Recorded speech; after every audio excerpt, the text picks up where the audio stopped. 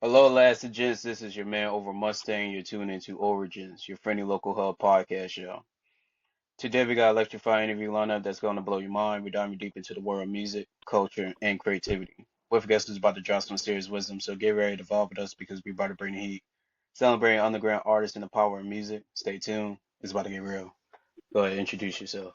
Yo, what's up? My name's DLobs. That's DLobs, like you lobbing the D. I'm from Rhode Island. Currently living out in LA. Shout out to you. And what inspired your name? So DLobs honestly is just an easy mix of just my first and my last name. Just Danny is my first name, D, and then Lobato my last name. So just taking the first couple letters of that. And my homies actually made that back in high school. And it was just a nickname that I honestly just stuck with once I became an artist. Shout out to you. And you mind telling us how your origin story started? Yeah, so honestly, I started rapping, uh, funny enough, in like the high school locker room stuff. I'm from Rhode Island, Providence, Rhode Island. I grew up there. Right now, I'm currently living in LA, but I grew up on the East Coast, and my life wasn't anything too crazy, but I was always just really involved in music, and I was really just a lover of hip hop. I was a hip hop head growing up, so I would always just be with my homies in like the locker rooms or in the hallways, and we would do like the circle freestyles, just off the dome, true freestyles, having fun. And from that, I just remember some people, like the close homies, they would tell me like you should probably keep rapping or try it out. And I remember making a song when I was a freshman in high school, and I put it out, and all the homies were like, "Oh, D-Line, you think you're a rapper now?" Because they gave me the nickname. "Oh, you think you're a rapper now?" Blah blah blah. And honestly, I Mm, always studied the hip hop game, so I was very influenced by, like I said, the East Coast. I was very influenced by like Notorious Big and Rakim, and also Andre Three Stacks, Big Pun, Big L, like a lot of just like heavy hip hop boom bap mm. rappers. So that's where my lyrical sound comes from once we get into the music. And that's what I really started from, is just being a lover of the game and just having so much fun with music and rapping that it turned out to be something that became my passion. So I've pursued it now in my music. Shout out to that. And I'm curious about a couple things. One, what was your first release? What was your first song that you Yeah, so released? actually I love that this is a question. My first song I released was this song called OB Freestyle. That's the backstory I was giving about the friends that told me to drop a song, and I ended up rapping. It was just like a super boom bap beat, something that I was just rapping lyrically over. OB stands for Oakland Beach, which is where I would skate all the time, skateboard. I grew up a skateboarder, and the OB freestyle was born from that, and it was really just like me trying to sort of make a freestyle into a song. So it was like all over the place. It wasn't too good, but the raps and the lyricalness was there, and I really had a lot of fun with it. And I listened back to it still. SoundCloud deleted a lot of my stuff sadly, but I have that one in my Google Drive, and I Mm. listened back to that one, and it's a great like transformation song where you're like, that's the first song, OB freestyle, and I listen now, I'm Hmm. like, oh my gosh, bro. Like I was pretty good with the lyrics, but the songs, recorded wise, everything's pretty bad. I think I dropped that in 2017 or 16. Okay. Respect. And I'm curious, when you was growing up, what do you first see yourself doing career-wise? Uh, do you always see yourself jumping into like something creative such as music, or was there something else on the table? Yeah, so music wasn't always my first go to. With this like passion that I have for it now. Growing up, I was like every other kid, like sort of just involved in sports and other things, trying to get like your attention towards something. And I would do a lot of baseball, do a lot of soccer. I play a lot of like athletic things like skateboarding. So like sports is my first love, and I really wanted to be a professional skateboarder at first. And then Mm, just like everything that you do, you sort of get that wake up call once you see the outside perspective, and you're like, the level of ferocity, and you have to be super on your point at all times, and like there's always levels to this, and it was a good like wake up call to see Mm, that like maybe skateboarding I wouldn't have made it in as much as I loved it. It wasn't always something I was going to be the best in because there was always someone better than me at the skate park. But I always wanted to be a skateboarder. mm, But from that, being in the skateboard scene, it's skateboarders are known for just being sort of like stoners and just doing this, doing that. But hanging out there at those scenes, it curated this music that I have now because we would sit there and smoke weed at the skate park after a session and rap and freestyle and just have fun. And from that, it just that's when I started realizing too. I was like, oh, like this is just as fun from my first love. So then it turned into that, the music. okay. And when it comes to uh the evolution of your music, how will you describe that journey? How much has you changed since you started? Honestly, I've changed insanely amount. I'd probably say I've like triple X myself, uh, whether I Mm, say upwards or downwards or horizontally, like just always bettering myself. My close friend that I have, like my brother, his name's Costa. He would always say that when he heard like new songs of mine, he'd say, "It's you again, but it's just an updated version of yourself every time he'd hear a new song." So I've honestly created at least over 1,000 songs. I've made music like insanely every day. I'll create a new song.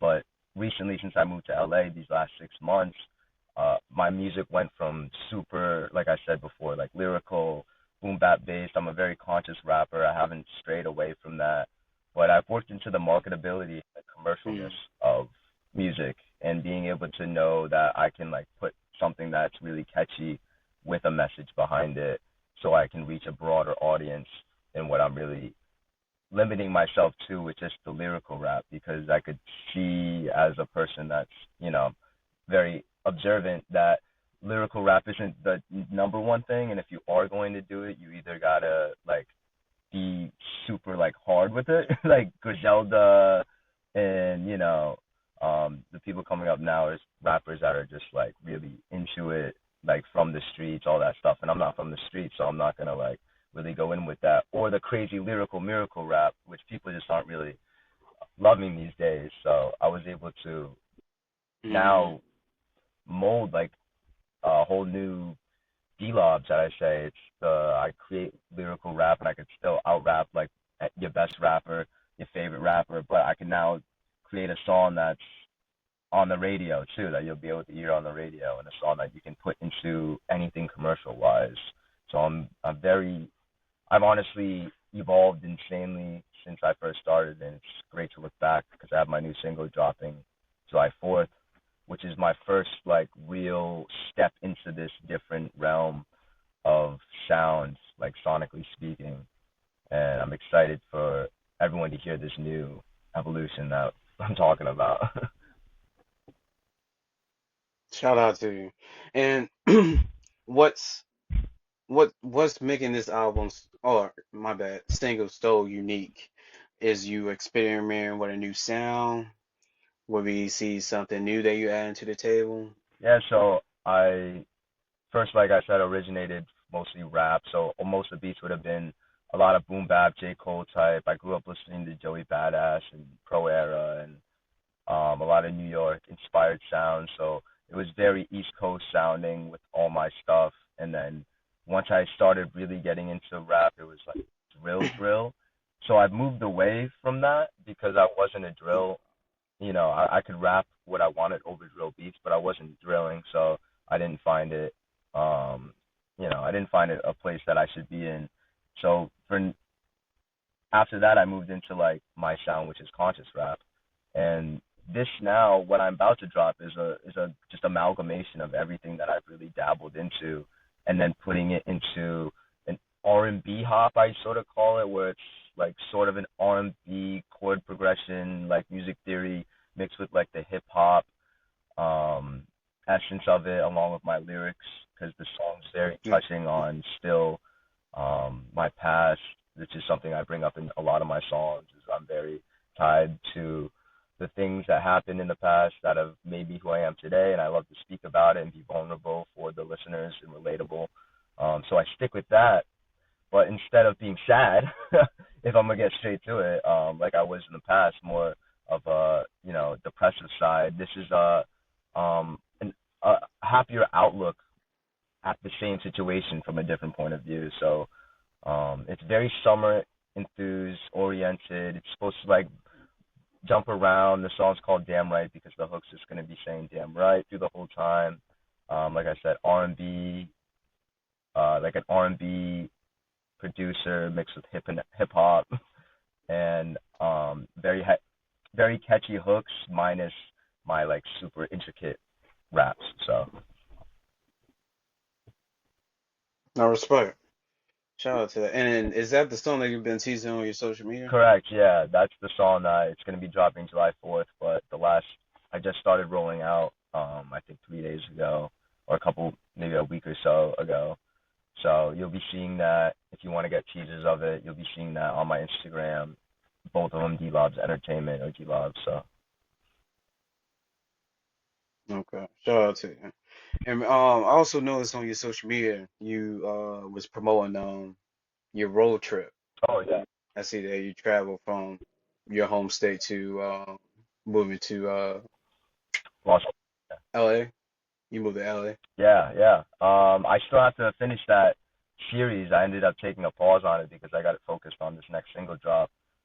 So big hiatus on that. I apologize for the rest of the viewers that were waiting for that.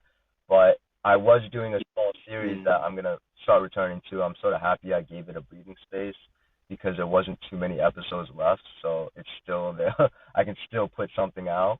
But yeah, I drove from Rhode Island mm, back in East Coast to Los Angeles around 6, 7 months ago, and it was that big step that I think every person takes in mm, their life.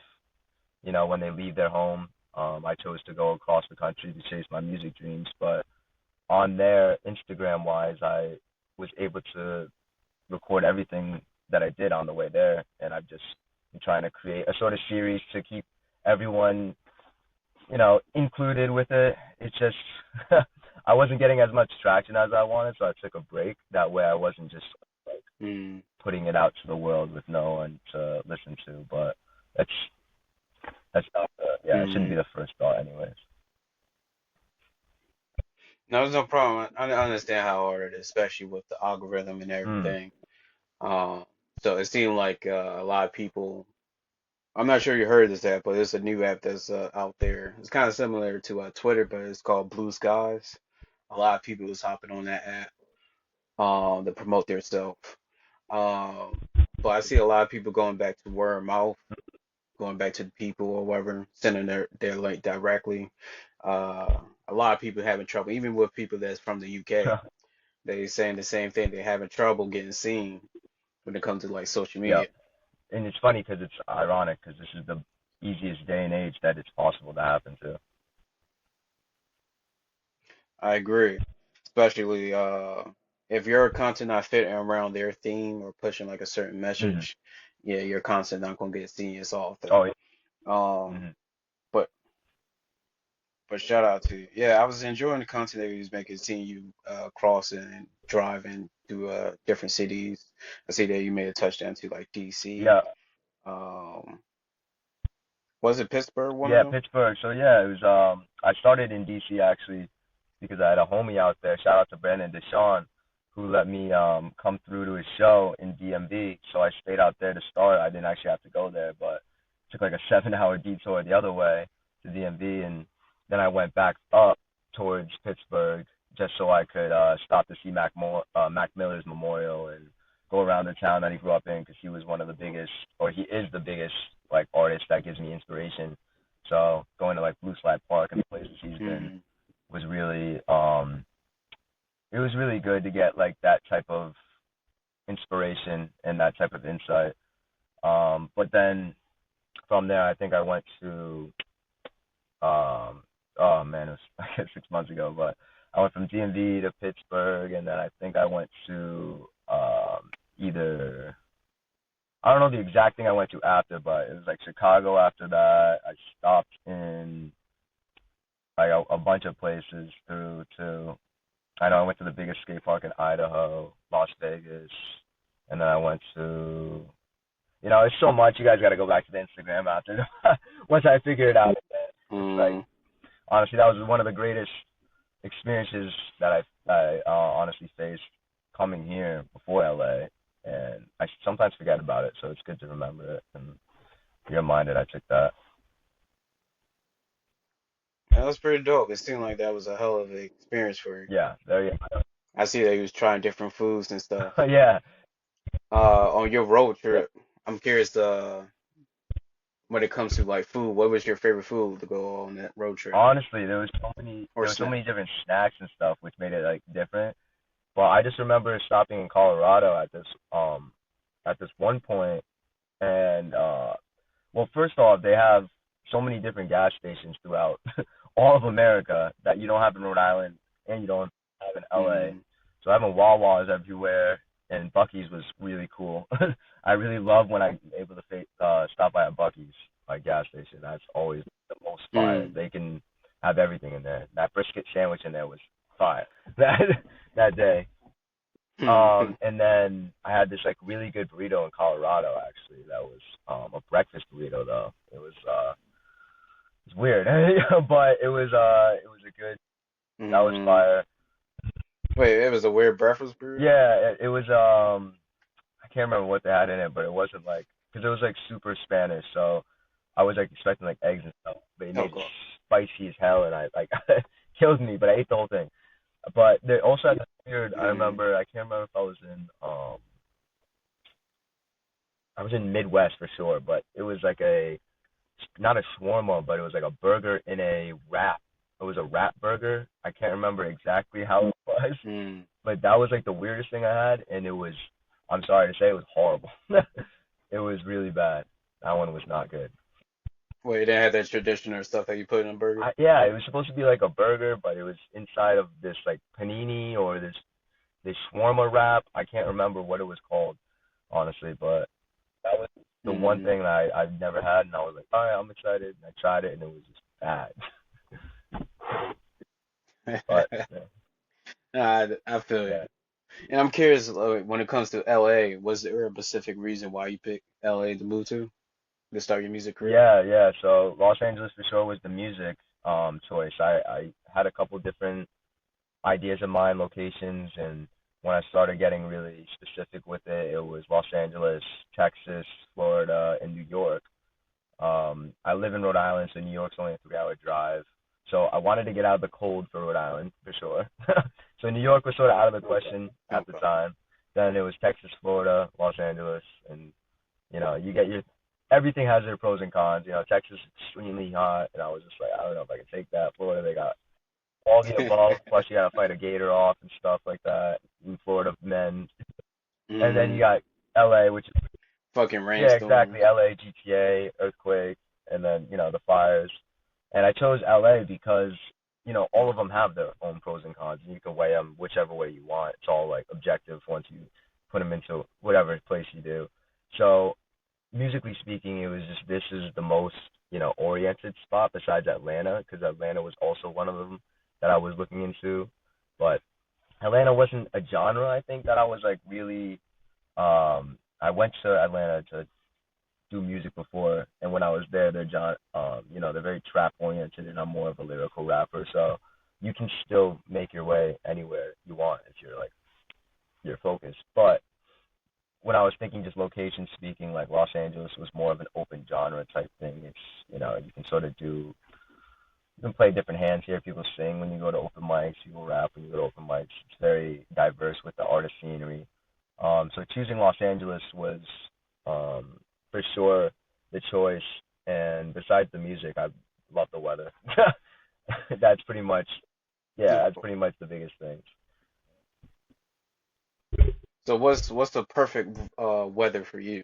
Perfect weather for me. Honestly, it's like this where it's like 80 something, around there, sunny, no clouds, no sun, and no humidity No. because Rhode Island's like super humid. So like it gets like muggy and like you can feel like the heat. Like here it's sort of just like if you're in the sun, you're hot, and if you're not, chilling. Mm, and I okay. came from the Ocean State, Rhode Island, so I love beach weather. Yeah. Okay. I feel you. I feel you. You don't fuck with the cold. Yeah, I pretty much it's I don't know. I grew up in the cold. Wait, wait, It's wait. time for me to. I just noticed you said it's 80 and you got a hoodie on. Oh, it's not 80 right now. It's like 60. It's like foggy. Yeah, Oh, it's oh, muggy I was out about to say. today out in LA. It's like super cloudy. I was about to say you're anemic. No, no, no. In the mornings, it's weird. That's LA. Okay. It's funny. It's like 50 degrees during the night, and then it goes up to 90 degrees during the day. Okay. Yeah, it's the desert. That's Okay. So I was about to say you definitely would not like Florida. I went to Uh, Florida once, and it was like at least with the a part that I couple was at. parts. Yeah, there's like really muggy too out there. Mm. Like during the winter, it's not cold enough to snow, but it's like during like winter time when you wake up like 6 in the morning, it's like Yeah, frostbite exactly. cold, but there's no snow. It gets like that in the morning, Yeah, and then by the time it hit like 12 o'clock, it's like hot as yeah, shit. that's what I don't like about LA. So I for sure would hate that. Yeah, for sure. Oh, okay, In okay, the winter, okay, that's I do the understandable. 5 a.m. Like I go to work at 5 a.m. Usually I'll wake up and well, usually I just wake up at 5 a.m. recently, and it's freezing at 5 a.m. So I'll wear like this, and then by 12 I look like a freaking idiot. Yeah. Shout out to you. And bring this back to you. I'm curious. I'm not sure if I asked you this question when it comes to like describing your music. Hmm. How will you just? How would I describe it? It's a good question that I've. Hmm. So I always like to say like when I get this type of question, I never like really answer it like on the point, but my type of music is something that I'm looking to just be like an amalgamation of different sounds that is still me. Like every single song I create, I put a piece of myself into it, and I put my whole like body, mind, and soul in every project that I've worked on. So my music is really personable, relatable. Like I said, it's lyric oriented, so it's conscious. The genre is for sure conscious rap mixed with R&B. I like to say I'm an artist, not a rapper, Mm, so I'm not just constricted to one genre, and that's what I'm trying to do with this new sound. And this new sound's more of like a neo soul hip hop, um, with a pop like catchy sound. But the amalgamation of me, I always try to just say I try to just uplifting music, something that's if someone needs to hear it, like they're going to hear it, and if they need to like listen to my music when they're going through something or they can't talk to anyone, like that's what I want my music to be. Um, so like yeah, okay. something that's relatable, open, vulnerable, but it's totally me, which is it's hard. Like I said, it's hard for me to answer, like put a pinpoint on it. Um, Mm, something to raise the vibration. That's and it. I'm shout out to you. And my next question, when it comes to the younger version of yourself, that were just starting out pursuing music, to your younger version, seeing yourself, if they would have got a chance to see like who they would become in the future, where you at right now, do you think you hit your expectation of an artist, or in that opinion, That's do you think you hit the expectation of your younger That's a self? great question too, because it's things that I don't ponder really that I maybe probably should. But personally for me, these last couple like days, weeks, months, being in LA, it's that question over and over and over and over again. Is am I at the point where I want to Mm, be? It's a tough dichotomy to think of because it's like the person that I was when I first started rapping would be extremely happy about where I am right now at this point in time, which is me moving to LA, which I had no idea I would move to LA even last year until maybe like a couple months up into it because it was such a spontaneous thing. I was like, I'm moving to LA, so I dropped everything and moved here. So that would for sure shock my younger self to the core and probably make him super excited and happy. Knowing the bills and everything with it mm, probably wouldn't make himself too, with it too. mm, But being out in LA, making music, having a studio at my house, dropping as many singles as I've had in my discography already, which is like already 60, and then creating thousands and thousands of songs already unreleased. I probably made myself pretty happy, and then getting the feature with Westside Boogie that I did, which is a major artist feature, is a big milestone, along with the music video.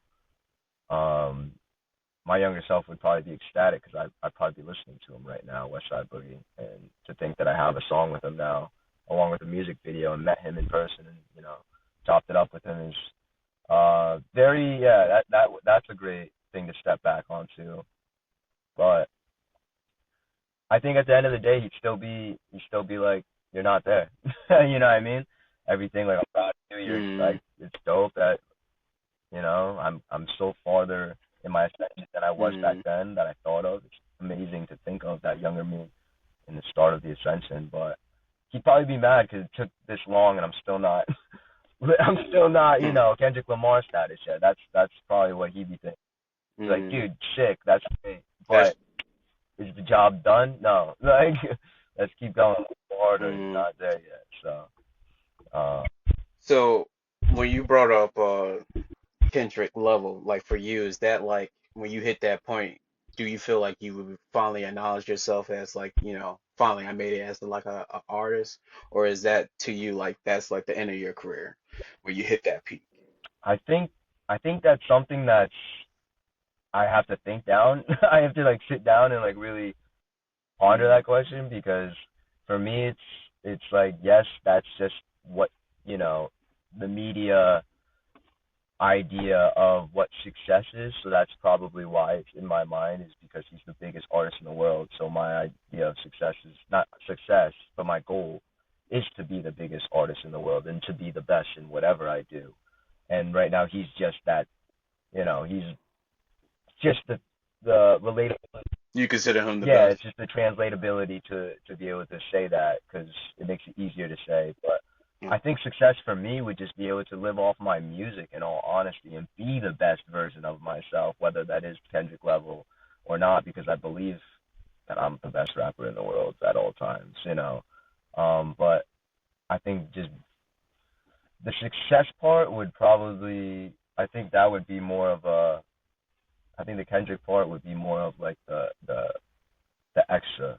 The success for me would just be actually living off my music and saying that I made it because I'm living, only solely off what I create.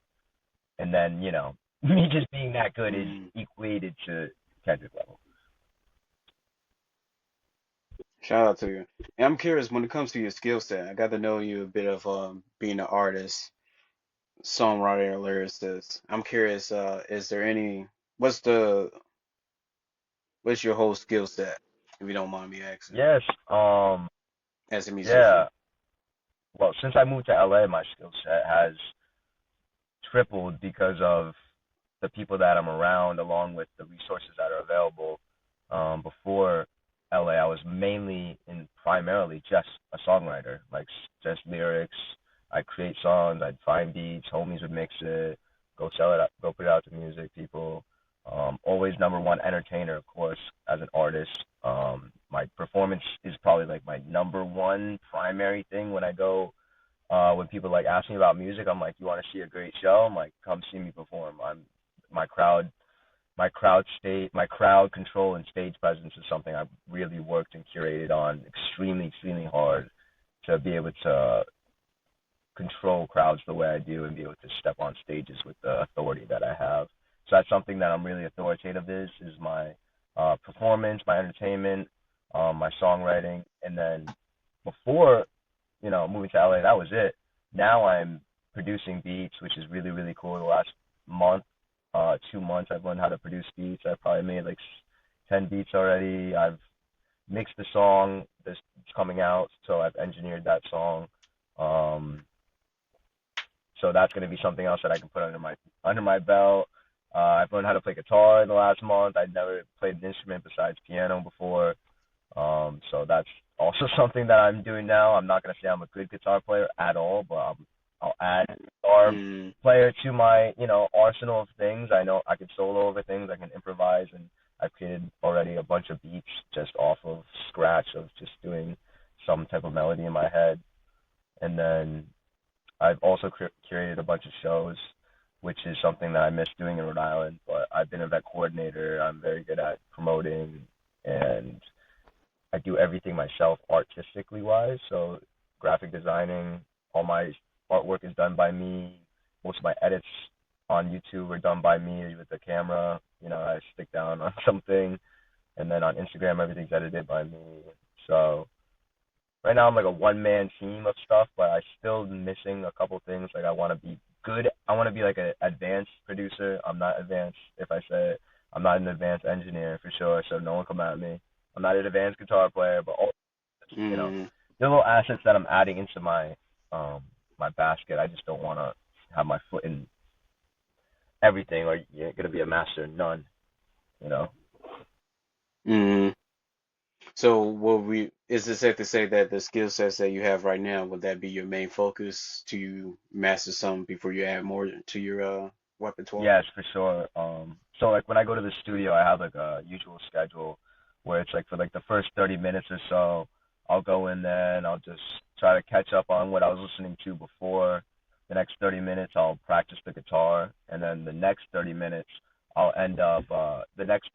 I'll end up doing like straight from scratch beats, like with the guitar that I just practiced with, and then after that it'll be like I go into just creating something um lyrical wise or something like that. So I try to just really focus on what I'm doing right now in Mm, the studio, like every single day.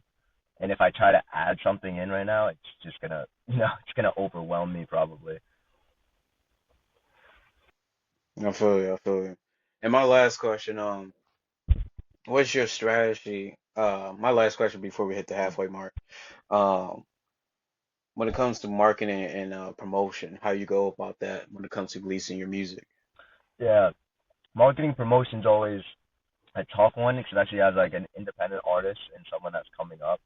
Um, right now it's a different day and age with the algorithm. Before it was much different, I'd say easier. I've been on Instagram since 2015, so I've seen the algorithm change. I caught a lot of followers back in 2020 when the COVID happened, so that was it was an easier time at that point. They were sort of just sending whatever out because everyone was home. Now it's more or less with marketing promotion. When you're going about it, you do need a team. You do need to find, at my level, an actual marketing team, PR agency. Even if it does cost money, someone that's cheap or at least someone that can give you insight on who you should be targeting. So when I do drop songs, like my last single, on my last album, it was an album that I released, Growing Pains 2023. That was solely released from a single perspective. So usually I do like a whole entire project being marketed from Growing Pains. I marketed it Mm, as a single, like a primary single, which was No Shits, and I put all my marketing budget and promotion into this one single to funnel into the rest of the album, and I put zero marketing into the rest of the album, which is like a 13 track song. It still ended up getting a couple thousand across the whole board, but the one song that I put my whole entire juice into, which was No Shit, called like 100,000 views, but the rest of the songs I didn't have to put any money into, and I seen that as a pretty good strategy. So what I'm doing now is I'm doing um, single promotion. Like I said, I'm dropping a single next instead of a project promotion. So it makes it easier to just keep this one. Because if you do 10 songs at $100, that's $1,000. You know what I mean? Like, so if I keep this one single, it makes it easier to be able to create a budget that I can work around, and also be more specific with my niche when I'm marketing. So like I'll market across Instagram, Facebook ads, Google ads. I'll look to try to get a lot of articles, blogs, write-ups, which is very important. Try to get your digital footprint, your SEO, and then once I move from there, I look for this like what we're doing now, like interviews, other ways to just start to get your name rolling and get the single release out or like whatever releases roll out. And even if you don't have a huge budget, it's like as long as you're like marketing yourself going out and creating videos like I've been doing with free, just a camera yourself, put it down, record it yourself, edit it yourself, and then, trying to figure out the algorithm you can market and promote stuff without putting a lot of money into it. Cause so it's, right now it's a little different. I'm trial and erroring, but I usually go about Facebook ads, like primary focus, Facebook ads, meta ads, and then Google ads, but only after you get like article write-ups and blog write-ups for whatever you're trying to promote. I feel you. Shout out to you. And which method been the most effective for you? The most holy shit, the most effective method was probably just a funneling method where it was, like I said, the one single release over the whole album. That's why I'm trying to go for the same method again. Whereas like I had the no shits across all platforms with the same exact content format, and what I would do is literally just put um, the one video out, and I would put Google ads up to create an SEO, but then I would also do like a Facebook ad targeting to try to find out who my actual audience was. So I'd have like both of those running at the same time, and then what that ends up doing is people just start hitting your DMs looking for promotion things like, hey, I see this, do you want to promote on my page, blah blah blah blah, which then just equates to like people actually funneling into my DMs, and even if they're not like fans, because like 90% of them are just people trying to promote their own things or trying to get their own page up, it's still traction that creates clicks on my page, and that's like the most effective one that I found, because that and Spotify playlisting, I'll say for sure. Look into Spotify playlisting and be careful because there's a lot of fake playlists out there, and it'll get your music taken down. But if you can find the right Spotify playlister, that's probably the most effective marketing too. Okay. And my last two questions, well, to this, continue the conversation. When it comes to having a budget for this for upcoming artists, what advice would you give them? What is a manageable budget that they should have? I mean, at the level that I was at when I dropped Growing Pains, it was something that wasn't a huge budget, but at the same time, like minimalistically speaking, you at least need like 250, you know, like 100 is not really going to get you anywhere unless you're going to be like super focused on just one platform, and you put $100 into one platform, which you're going to miss out on a lot of others, but that'll get you a lot of views on that one platform. But if I was to be like really, if I was wanted to be comfortable in what I was doing, I'd probably say $1,000, and that's like overall like covers everything. Like you don't really need more than 1,000 if you choose the right people, if you find the right people, and that's not to look for Okay. numbers at all. Like that's the other thing too. I always say to upcoming is like organic views and engagement retention is way bigger than getting numbers, because you can get someone that tells you they give you Okay. 10,000 views for $100, but if those 10,000 views leave after that thing, like the $100 really means nothing. So like $500 Hmm. sweet spot, $1,000 really really safe. If you have 250, I would tell you to pay $50 to your homie, grab a camera, tell him to record something for you, or buy him something in $50 at a bottle. Take the other $50, go hit up a bunch of playlist promoters, or go hit up a bunch of small Instagram people that are trying to make posts on their page that are the same account as you. Pay them like a couple dollars each and see if they'll throw your name out there, and then you got another 150 left over. You gotta at least get your song mixed and mastered, right? Like, there's a lot of things that Hmm. are you gotta really think about it. So 250 is not much to work with, but you get something out there. But it takes $100 to mix and Okay, master your song. respect. So just remember that. Shout out to you. And my last question before we switch to the break. When it comes to like you said, watch out for the playlist. I'm curious, what's some red flags they notice when it comes to these playlists for artists if they wanted to add their music to these playlists? Yeah, that's a great question because I had to sadly go through like the ringer like all on its own. So I found out like personally what it was. But big red flags when people are, or when you're going to Spotify playlisters or whoever playlisters, and you're trying to pitch to the curators, is to make sure that they're not trying to give you a number. Like numbers aren't ever, I'm trying to think of the word. They're not permanent. That's the word permanent, but they're not ever. You can't trust a number, or you can't give a number, because when you start Mm, selling pay per like view, that's when it starts to get fishy. If they tell you it's 10,000 views per whatever hundred, they can't insure that to you because it's not an actual thing. What you should be saying is that, or when you go to a Spotify playlist, they should say, if you pay this amount of money, or if your song's good enough to get inside of this playlist, then the overall reach could be 100,000 people because 100,000 people are following the playlist. But your song is what really brings it. So you could have 100,000 people watch it, but no one retentions after it. You know what I mean? But you can't get a certain number out of the mm, 100,000. That percentage being 100,000 out of 100,000 is almost like nil. So if someone gives an exact number, that's going to be probably fake. When people start saying that they'll get you on algorithm playlists or the editorial playlists, that's impossible unless they're inside mm, of the label company. It's literally impossible. You can't get on algorithms unless you're on an algorithm. Your music's rolling. So don't believe that. And then whenever people start asking for more than like people start asking for like hundreds of dollars for a playlist, don't do that.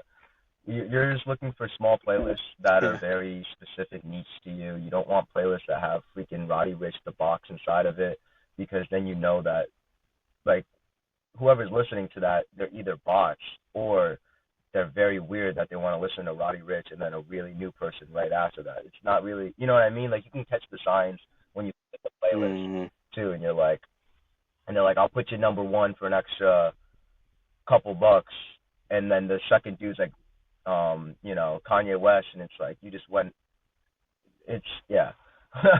There's a couple of signs. Mm.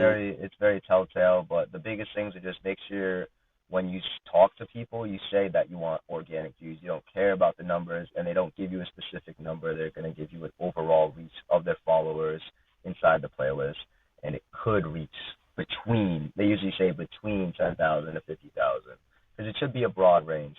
You know, you never know. Yeah. Okay. Shout out to that. Appreciate the tip. And come to the halfway mark. I have some talents to promote to you, and I'll let you decide if you like to connect with them. The first talent that I have, shout out to Gifted Color. Not only he's an artist, but he's also a black author, creating his own comic books slash mangas. So if you would like to connect with somebody within that field, I can send you their information. Sure. Said manga. Yeah, Oh manga. dang, yeah, heck yeah. He got his own manga called One Nation. Oh yeah, yeah. I'll for sure take that content. Okay, but second person I'd like to shout out to Lady Poet. She make she do services creating merch for other people. So if you're looking for somebody to help you create merch around for like t-shirts and stuff like that, I have somebody that I could recommend to you. Oh yeah, of course. As an artist, you should always be focused on trying to get your merch game up. And do you have any I do. merch at the Yes, moment? I do. I don't have my. I was unprepared today, not having my hoodie on, but I got a couple hoodie shirts. I got a website that's on my Instagram. If you go to the link, and then once it brings you to the website, just go to the clothing store part of it, or you go to No. like the, yeah, whatever.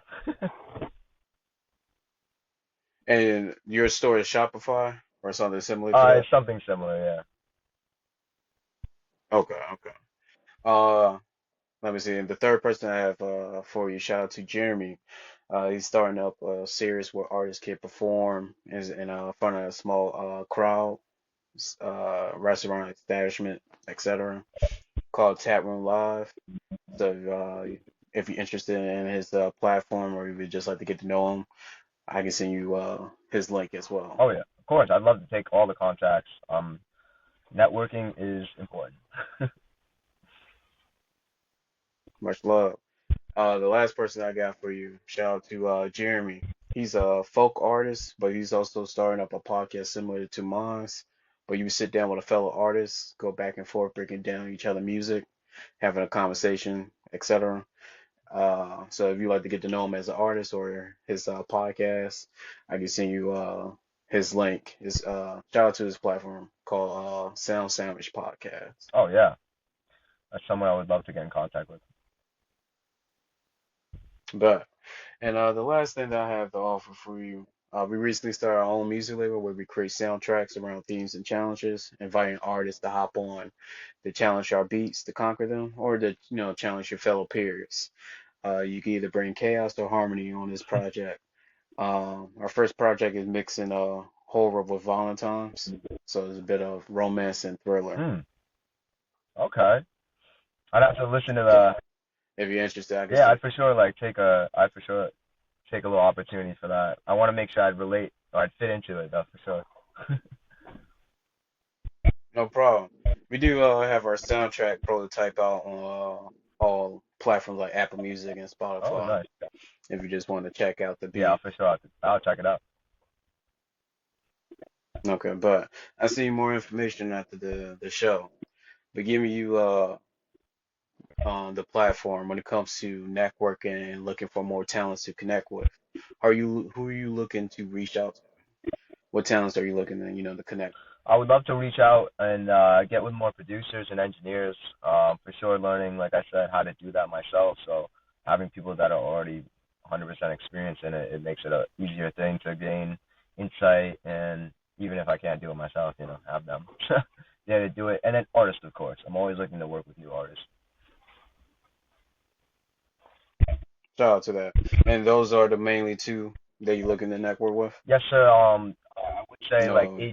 eight hours in management type, but right now I'm not like really too focused on trying to get management. Agency would be great, but like I'm not really focused in that aspect yet. Okay. No, I'm just making sure like no video photographers or That could if you got any interest no, yeah, there. that would be great too. Actually, that's someone I forgot. Okay, It's actually okay. And what actually you that's say? actually huge. Yeah, I agree. And I'm also curious, when it comes to other forms of entertainment, will we see you tap in to other forms of entertainment? Like, will we see you get into acting or anything? Honestly, that's all up to tell. Living in Hollywood, you have no clue when you can random person bumps into you and asks you to act. But I'm too short to be a model, I'll tell you that much, and I'm probably I'm probably a little too ADHD to be in acting, but you will see my reels and my Mm, social media content. I'm going to be switching into a short form, not short form, but more of a personal vlog form content where I'm talking to the camera and trying to make more personable content to cater to the audience. So you'll see some acting in my content, but until I get picked up by Paramount, I think I'll keep that on the burner for now. okay. And bring this back to your music, checking out your music. I listened to a few songs and I was really entertained. I was surprised by the collaboration because I listened to the song before I saw it you was promoting on social media with Salvation. I was surprised to see the collaboration with West Boogie. How'd that go for That was actually great. It was one of those collaborations that sort of just come about from just being an artist for a certain amount of time, just working and working. I actually ended up texting him through DMs on my Instagram since 2019. You can look at the messages. And I was listening to him back then, just like, hey, blah, blah, I just dropped this SoundCloud song. And I would send him SoundCloud songs for years, for like about until like 2020. And then, like I said, 2020 is when I started focusing heavy on my music. And that's when I usually say I professionally started trying. Because COVID was happening, and that's when I got a good amount of followers at that time from posting videos and stuff. And I think 2023, I DM'd him and he answered. It was as simple as that. I wasn't. It wasn't like I wasn't not texting him for fucking 6 years. Sorry, I'm just saying. I texted him for like 6 years, but you? like it really was one of those things where I believed that my Instagram was just, reputable enough to where he seen the message and it wasn't something that he knew. It's just another fan trying to get in his DMs. And I didn't message it with like, hey, check my song. I just said like, what up? And, we got I got an answer, and then I've been texting. I texted with him for a long time, talking about music. He really liked my songs, and that's actually partially the reason I moved to LA was to get my music video done with him, because he wanted me to come to LA for the music video. And once I got the song done with him and I released that, I like I said, it was spontaneous when I moved here. I dropped everything. I said I'm gonna move out here. I'm gonna get this music video done with him, and then really focus on my career in itself, put myself in uncomfortable positions to create more growth. And I got lucky. I don't want to say luck because I feel like I worked hard to get there, but I was able to meet him, do the Mm-hmm. music video with him, which is really really down to earth. He's a cool dude. He's another human like everyone else. He really liked my music, which I'm like blessed to be able to say. He wanted to actually do a co-project with me in the future, which I had to put on the burner because of a lot of different other situational things. But yeah, just hard work sort of got me there in that position, and it's funny because they always say that when you ask someone, it's like, how do you get in that? Or they just say work, and you're like pissed because you're like, I want a name, like I want a true answer. But Mm-hmm. I guess that's what they mean is, I texted him one day, he answered, and just through my music already being at the level it is, he liked it, and is it's it's cool. It's a humbling experience to be able to say that I got that, but Mm. very not close him over, anymore. Shout out to you. And congratulations on that. Oh So when it came down to the future, did you already have Salvation presented to him, or yeah, so like, that song actually was my own uh, single, and I honestly didn't want him on that single because I loved that single so much, and I had a second verse on it or a first verse that I cut off on it for him. But when I was in contact with him, I was just sending him a mm, couple different songs, just trying to scratch his head, see what he was really working with. And he said he really liked that Salvation song. Once I sent it to him, he was like, "Let's do that one." And uh, I cut off the first verse and I let him take over on it.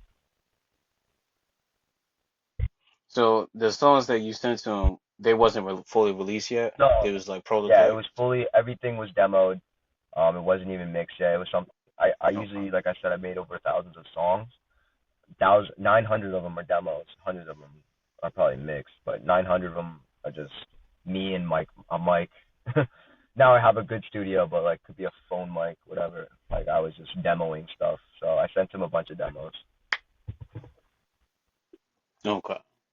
And moving on to your other project, Growing Pains. I listened to a few songs out of that project. I think that's a solid. Is that an album or EP? That's an album. That's a solid album in my opinion. Um, what inspired this album? Yeah, so that album, it's sort of my. I said it was like melodic drill. Like I said, growing up in the East Coast, at the point that I was at in my level in that environment, it was very drill. Everything was very drill related. All the sounds are drill. But then I started listening to like Sleepy Hollow and Chef G, who was very, that Mm, inspired that sound a lot to where it was a more melodic type of drill, and I didn't have to, Sleepy Hollow wasn't always rapping about the drilling part of it. He was rapping about his real life, and some of his lyrics were super duper relatable to me. And when you hear it, it's like he's not even like trying to be like hard or anything. Like he's like talking about this girl that's like hurting his shit or like not having money or just being like something super relatable. And I was like, I'm gonna just do my own conscious rap that I've created in other songs and other projects and put this over this melodic drill and aim it for a summer feel, a summer appeal. Growing Pains was like, I think I dropped it in June, so it was supposed to be my summer album and all that, and I didn't drop anything else the rest of that year. I really focused on that. that was something that was it meant a lot to me because the name Growing Pains, it's throughout my whole career I've created music towards a certain aspect in my life, a certain moment in my life, or a certain feeling, and that was sort of me trying to move on from Mm, that, like the growing pains of it. Like it's still there, but I am finally growing up. I am finally getting some type of closure to everything that was still happening in my mind. So I created that album to where it was. If you see like the top part's like really hard. It's really hitting. It's summery. It's like a lot of them where it's like first one's like Van going and all melodic drill, all super like something you can play in the car, you can bop, you can bang, chopsticks is on there. And then you start going to the bottom and it starts getting more of like my sound, which I wanted it to be of like it starts off hard, everything goes and then it sort of like dies down back into the real DLobsness of it. So it like catches your it's gonna catch the audience and then surprise, it's still DLobs. At the bottom of the album you're like, I thought they were gonna be all bangers, but damn it, he tricked me and now I'm sad again. Fuck, like type stuff. mm. But that's yeah, I'm happy you brought up that project because I did put a lot of work in that. I recorded it across all of Northeast from the Boiler Room in Rhode Island, Providence, to Sound Shuttles in Boston, to a couple different ones in Boston, New York, and it was a fun project for me to record by myself, and like go around and have fun with it, and just have fun. That was an album I was having a lot of fun with. I wasn't Mm. focused on the lyrics too much. I was focused on bringing that sound down to Atlanta, or having something that I could bring to the club, or having something that's like you want to play something hard instead of just always my lyrical rap, my sad rap, whatever. So I am curious about two things. Mm. Um, let me see. Uh, when it comes to a target audience, who is your target audience when it comes to your music? And I remember the first question I want to ask. And the second question I want to ask you, if you had to pick three songs out of your catalog that would represent you, what is the three songs you would select and why? Man, the three songs that's out, or it's like just like that's actually out, published, or unreleased too. So, so we could do both. We could do three that's out now and three that's not released. Okay, because it would be really different because the three songs that I have out now compared to the three songs I don't is like the songs that I put out are the songs that I want to be published. You know what I mean? And then the songs that I have unreleased are songs that I Mm, created for me, like entirely. So there's songs that I truly, truly love inside my unreleased that'll just never match up to my published. But and like if someone asked me, like a professional A&R or something that came up, give me my first three songs, it wouldn't be probably one of the released besides the damn right that's coming out. But I'd probably say Hidden Lessons, that's published, and out on all platforms. Hidden Lessons mm. because it's something very different, something that's like also very could be commercial, and um I'd probably go with Revelation, something off of Revelations. I don't know what single off of my EP Revelations, which was something that was oriented towards me getting over a lot of pain and me talking about a lot of the struggles I've went through. So it's very personal, very experience related, and something that just is DLobs like the most me. So I take one of those off of the I put one of those on there too. I don't know which one. So Hidden Lessons, let's just say Revelations, and then what would be the last one? Something probably like hard. And I guess I'd do the No Shit song because it's my number one song on my disco, and I hate it because it's just hard bullshit. It's just a hard banger drill like I was doing, and of course the drill blows up out of all the songs. But whatever. Mm. And which one is it? That would be No Shit. No Yeah, so shits? that song was one of them. If you go onto um my music, like any platform actually, it should be like the number one. Is that a single or is that part of the It was album? released as a rollout. Oh, I see Yeah, it. I it was see it. released as a rollout single and then part of the Growing Pains album. And that's Okay. And did I ask? Was there? sorry. Oh, go ahead. What you were saying? No, no, totally fine. Uh, I was also meant to ask. Was there any other prototypes for your name, or do you already settle on? Is it pronounced Yeah, DLobs? DLobs, yeah, DLobs. Lobs. So yeah, no, like I said Okay. in the beginning, it was just a nickname from high school actually. So I had no other thought. Um, I'm creative now. Back then, I was just dumb. I was just like, no, like, Mm. D-Lobs. I'm not creative right now. So yeah, there really was no other thought in that. Okay. So when I was looking at your name, I was like, when I just did a quick look, I was like D Lobster. I was like, Yeah, yeah, yeah. No, so that's what I that's why I that's was what my fan base ended up starting to call okay. themselves. So that's funny that you said that. Oh, so that's the name of your fan Yeah, base? yeah. So like I started going on live on TikTok a lot, and then created a little small group, and they started. I was like, "What's the name of this group?" And they're like, "50 Lobsters." And I was like, "I guess so. It's pretty good." And whatever. I think it's Okay. funny and It sounded like a sports team. a sports team. Yeah, that would be good. The D Mm. Lobsters. No, that's what's up. Yeah. Yeah, that sounds dope. Okay. And when it comes to your live performance, what is your what's your track lineup for Oh, that's performance? great. So I usually run with like a couple of the same ones. um, I've switched them out here and there, and now damn right, the new single I'm putting out is gonna be added into this lineup. But usually I start off with what was it? Let's think. What was the first one? All right, so yeah, I switched it up throughout the years, but now I've been starting off with Back Where I Started, which is an unreleased song. But like I said, all my best songs are my unreleased because I created them since coming from here. But Back Where I Started, which is more of a Jesus type sound, I'd probably say it.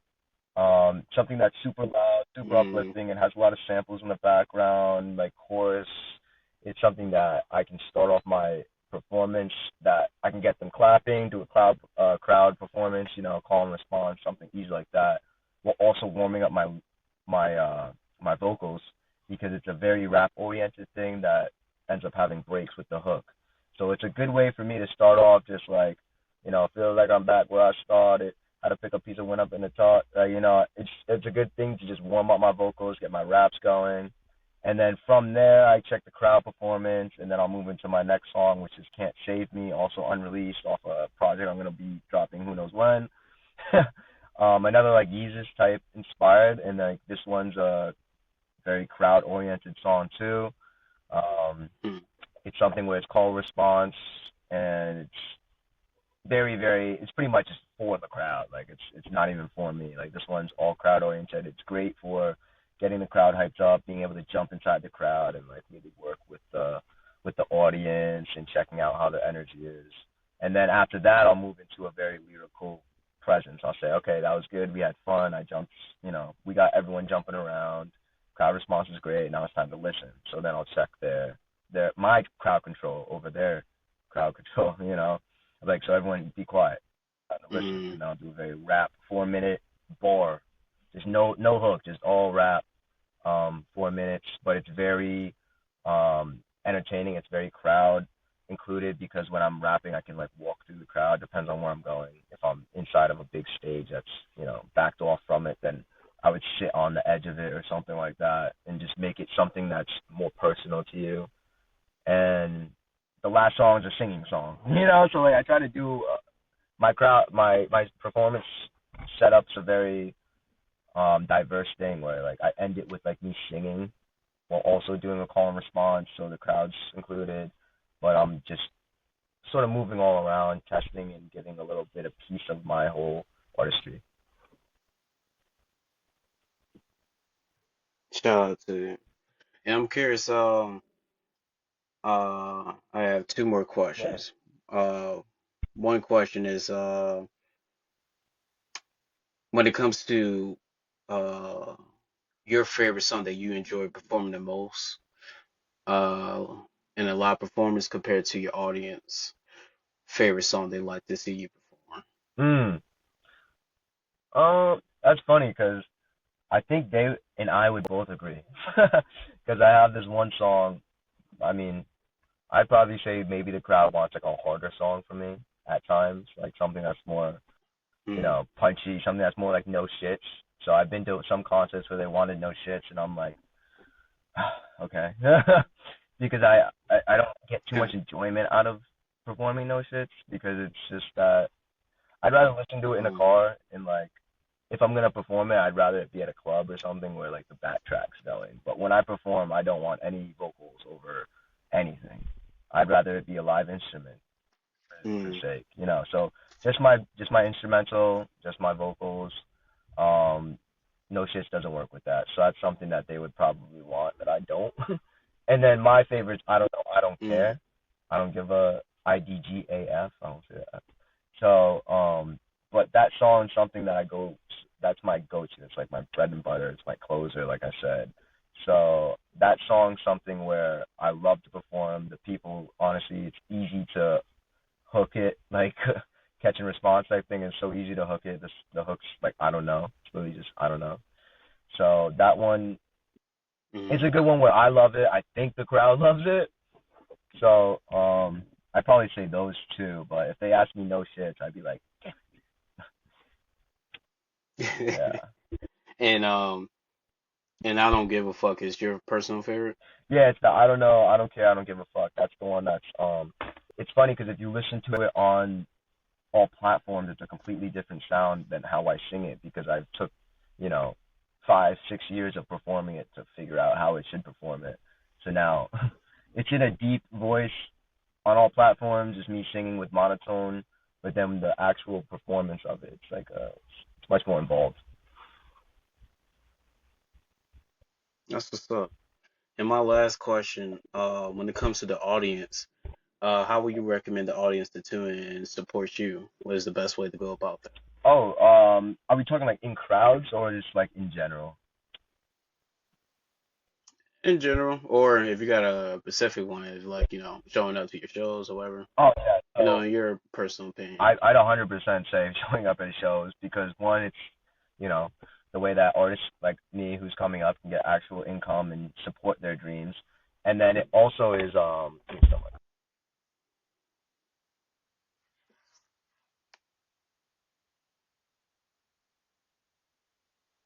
You should do. You still got me? The audio cut out.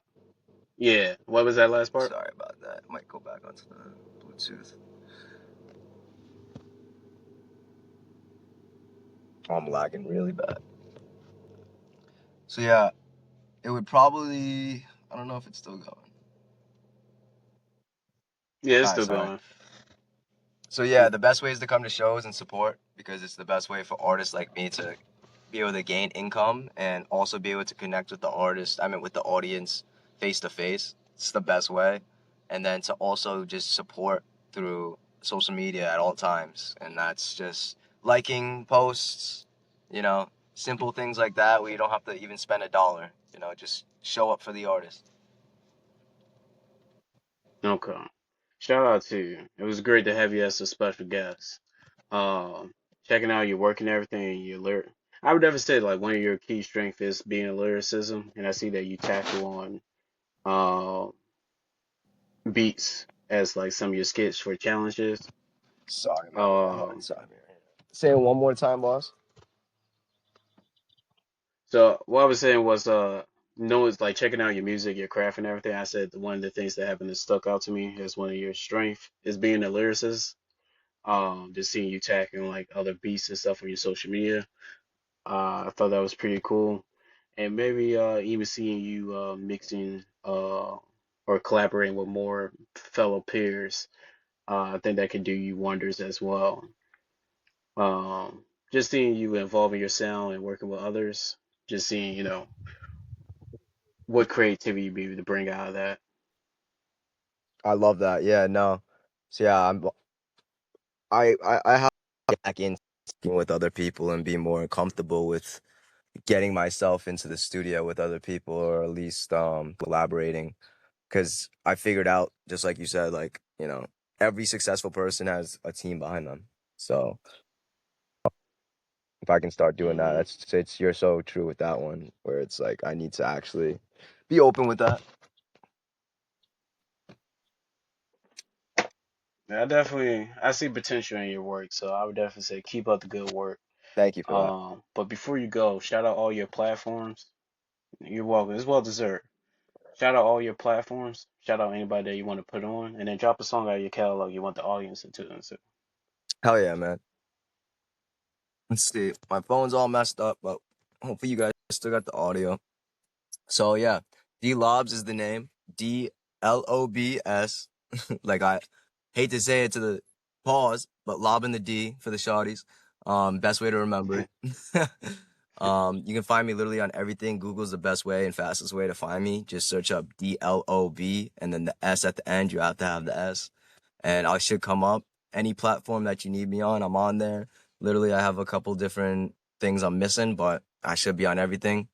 And my favorite song I'd say for you to listen to right now before Damn Right, because Damn Right's coming out and you should listen to that on July 4th, which is the most important thing, is probably